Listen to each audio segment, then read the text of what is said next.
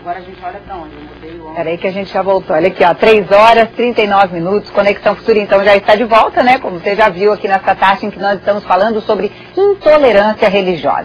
Nessa entrada, quem está aqui com a gente é o Adailton Moreira Costa, da Secretaria Estadual de Assistência Social e Direitos Humanos do Rio de Janeiro, e a mãe Flávia, do Terreiro Casa do Perdão, gentilmente aceitou nosso convite e permaneceu aqui para fazer essa troca de figurinhas, né? Porque afinal vocês fazem parte da mesma pesquisa, né? Que é essa pesquisa que está fazendo esse mapeamento das casas de matriz africana, né? Eu queria chamar a atenção aqui para o site, que está super bacana, né, Flávia? A Flávia nos mostrou. Olha só que interessante, o mapeamento desses terreiros aqui.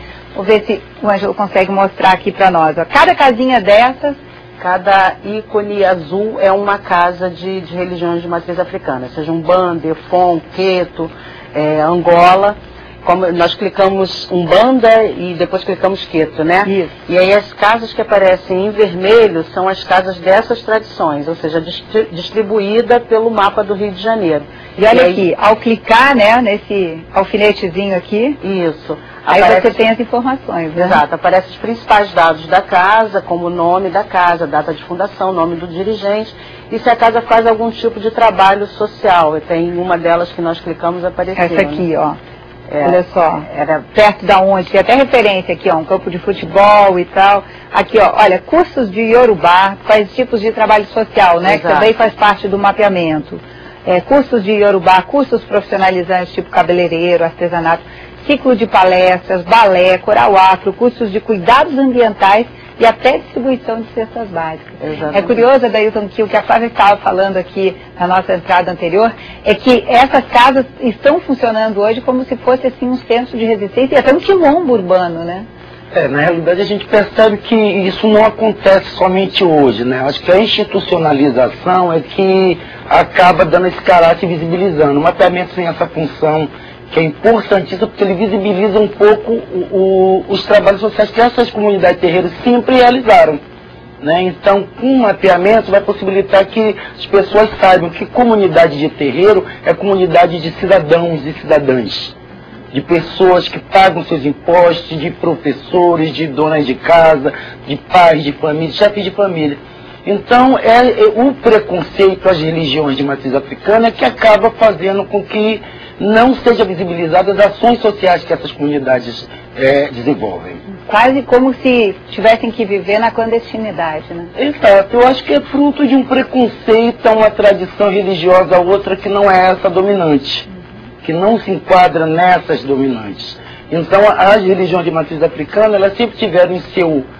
Como não há uma instituição que represente a todas e que possa ser esse órgão que fale sobre todas, mas cada comunidade é de fato um reino, né? Tem a sua liderança própria, sua filosofia, cosmologia, cosmogonia própria. Então elas têm um funcionamento, uma estrutura política e coletiva mesmo, muito interessante, que é essa forma de trabalhar com as suas comunidades, com os seus membros, com os seus adeptos, desenvolvendo ações sem nenhuma ajuda, muitas das vezes, de órgãos governamentais ou do próprio Estado, de agências financiadoras, desses trabalhos sociais.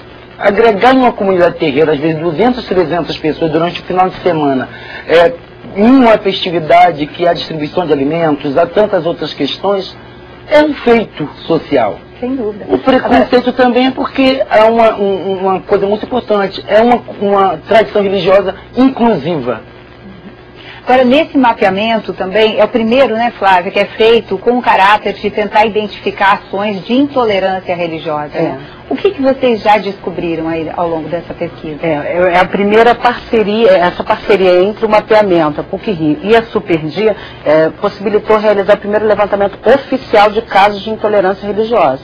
E foram muitos os casos de intolerância religiosa que a gente identificou, casos até mesmo gravíssimos, alguns que a gente nem pode relatar publicamente, mas que conseguiu diagnosticar a fragilidade que essa ação desenfreada das pessoas intolerantes, de algumas pessoas um pouco mais resistentes à liberdade religiosa, tem feito inclusive alguns terreiros já fecharam por conta disso. Acho que a Adailton pode também acrescentar um pouco. Essa parceria entre a a PUC-Rio, via o Núcleo Interdisciplinar de Reflexão da Memória Afrodescendente, que é que gera essa pesquisa, mais a Superintendência de Direitos Individuais, Coletivos e Difusos, qual Cláudio Nascimento, que é o superintendente, firmou, ela é fundamental nesse caso específico, porque com o Centro de Referência de Enfrentamento à Intolerância Religiosa, nós podemos agregar os dados da pesquisa de mapeamento sobre os casos de violação de direito a partir da intolerância.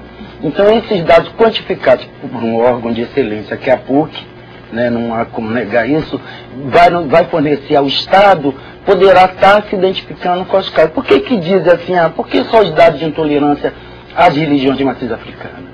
É a tradição religiosa mais vulnerável.